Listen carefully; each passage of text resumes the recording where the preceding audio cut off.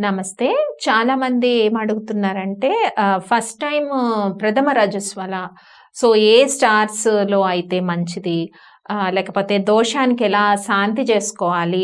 అంటే first time ఎవరైతే రజస్వల అవుతారో, ఆ టైమింగ్ గానీ, ఆ నక్షత్రం గానీ సో, వెరీ ఇంపార్టెంట్. ఆ టైంలో ఉండే జాతక చక్రం గానీ చాలా ఇంపార్టెంట్. దీన్ని బట్టే మ్యారిటల్ లైఫ్ అన్నది ఉంటుంది. చిల్డ్రన్ ఉంటారు.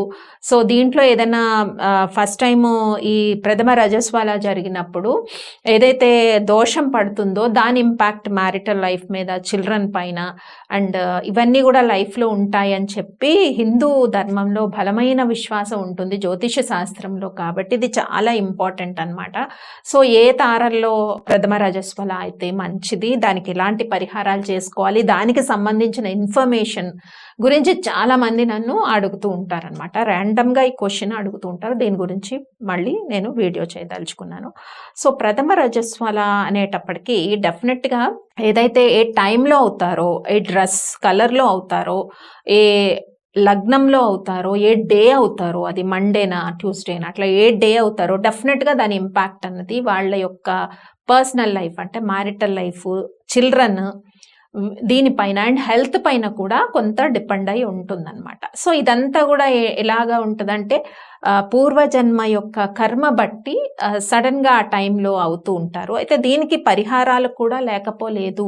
ఎలాంటి పరిహారాలు చేసుకోవాలి? యూజువల్‌గా ఏంటి ప్రథమ రజస్వల అయినప్పుడు మనం బర్త్ స్టార్స్ తీసుకున్నట్టయితే అశ్విని నక్షత్రము, రోహిణి నక్షత్రము, తర్వాత మృగశిర, పుష్యమి నక్షత్రము, ఉత్తరాత్రయం అంటారు ఆ నక్షత్రాలు, తర్వాత శ్రవణము, ధనిష్ట, విశాఖ, రేవతి నక్షత్రము, ఈ స్టార్స్ అని అనమాట. ఈ స్టార్స్‌లో అయితే శుభప్రదమని మనకి పంచాంగాల్లో తెలుస్తూ ఉంటుంది. మన ఎవరు పంచాంగం ఫాలో అయినా కూడా పంచాంగాల్లో మూల నక్షత్రం కూడా మంచిదే అని చెప్పి ఇట్లా పంచాంగాల్లో చూపిస్తూ ఉంటారు. తర్వాత మనం తిథులు తీసుకున్నట్టయితే శుభ తిథుల్లో థర్డ్‌గా అంటే 3వ తిథి, 5వ తిథి, 7వ తిథి, 10వ తిథి, 11వ తిథి, 13వ తిథి, 15వ తిథి మంచివి అని చెప్తూ ఉంటారు. లగ్నాల్లో అలాగే మనకి వృషభ లగ్నము, మిథున లగ్నము, మీన లగ్నము, ధనుర్ లగ్నము, కన్యా లగ్నము, ఈ లగ్నాల్లో శుభప్రదం అని కూడా చెప్తూ ఉంటారు ప్రథమ రజస్వలకి. సో, ఇలా అయినా కూడా సో, ఒక్కొక్కసారి జాతక చక్రంలో మనకి రజస్వల చూసేటప్పుడు కొన్ని ఎలిమెంట్స్ జాతక చక్రంలో చూడాల్సి ఉంటుంది. అంటే ఏ టైంకి అయ్యారో మీకు అప్రాక్సిమేట్‌గా తెలుస్తుంది కదా! ఏ క్లోత్స్‌లో ఏ కలర్ క్లోత్స్‌లో అయ్యారో, ఏ టైంలో అయ్యారో అప్రాక్సిమేట్ టైం కొంతమందికి ఎగ్జాక్ట్‌గా తెలియకపోవచ్చు. స్కూల్లో ఇట్లా అవుతూ ఉంటారు. అట్లాంటప్పుడు వాళ్ళకి చూచాయిగా తెలిసిన సమయంతో అప్రోచ్ అవుతూ ఉంటారు నాన్న. సో, దాని ప్రకారం ఏంటి అంటే అప్పుడు అయినప్పుడు ఆ జాతక చక్రంలో ఉండే ప్లానెటరీ పొజిషన్ ఎలా ఉందో దాన్ని బట్టి కూడా శాంతులు అనేవి సజెస్ట్ చేస్తూ ఉంటామన్నమాట.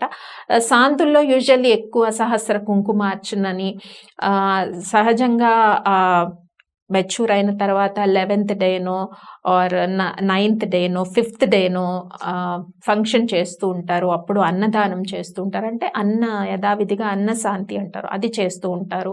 అమ్మవారికి సహస్ర కుంకుమార్చన చేస్తూ ఉంటారు.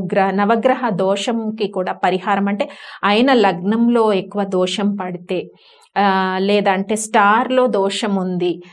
ఇవన్నీ కూడా ఇప్పుడు మనం చెప్పిన దాని ప్రకారం కరెక్ట్‌గా ఉన్నా కూడా అయినప్పుడు జాతక చక్రంలో కళత్ర స్థానంలో ఉండే పాపగ్రహాల యొక్క దృష్టి ఏదైనా పడినట్టయితే ఆ డిగ్రీస్‌లో బిందువుల్లో ఏదైనా ప్రాబ్లం ఉన్నట్టయితే ప్రాపర్‌గా అది మనం పరిహారం చేయాలి. పరిహారం చేసినప్పుడు మనకి డెఫినెట్‌గా ఏంటి పరిహారం చేసేస్తే ఎవ్రీథింగ్ ఈజ్ నార్మల్ అయిపోతుందా అనే క్వెషన్స్ కూడా రేజ్ అవుతుంటే పరిహారం చేస్తే కొంతవరకు యొక్క నెగెటివ్ ఇంపాక్ట్‌ని తప్పించుకునే అవకాశం ఉంటుంది. అంటే జ్యోతిష్యం అన్నది ఏంటి గైడెన్స్ కదా!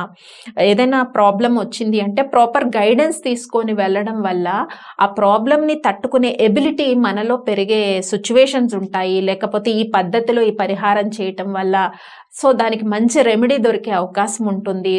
దానివల్ల మళ్ళీ హెల్త్ ప్రాబ్లమ్స్ అరైజ్ అవ్వకుండా కూడా ఛాన్సెస్ ఉంటాయి. అంటే హెల్త్ ప్రాబ్లమ్స్ అంటే ఇప్పట్లో ఓవర్ బ్లీడింగ్ సమస్యలు అవ్వచ్చు, యూట్రస్ సమస్యలు అవ్వచ్చు, వీటన్నిటికీ కూడా ఇది మనం కరెక్ట్గా ఏదైతే పరిహారం ఫాలో అవ్వలేదో కొంతమందికి అది పాసిబుల్ కాదు. ఆ టైంలో బిజీలో ఉండిపోయి పాసిబుల్ కాదు. దాని ఇంపాక్ట్ తర్వాత సంతానం పైన, తర్వాత ఉండే పీరియడ్స్ పైన ఈ ప్రభావం అన్నది పడుతూ ఉంటుంది జనరల్గా. సో కాబట్టి ఆ టైంలో ఇప్పుడు ఏదైతే జనరల్ పంచాంగంలో దొరికే ఇన్ఫర్మేషన్ కానీ, లేకపోతే నేను చాలా వీడియోస్ చేశాను దాని గురించి, దాంట్లో దొరికిన ఇన్ఫర్మేషన్ అన్నది ఓన్లీ ప్రాథమికంగా ప్రైమరీగా చూసుకోవడానికే తప్ప, అప్పుడు ఏదైతే చార్ట్ ఉంటుందో పెద్ద మనిషి అయినప్పుడు ఉండే చార్ట్ ప్రకారమే మనం పరిహారం అనేది చేయాల్సి ఉంటుంది.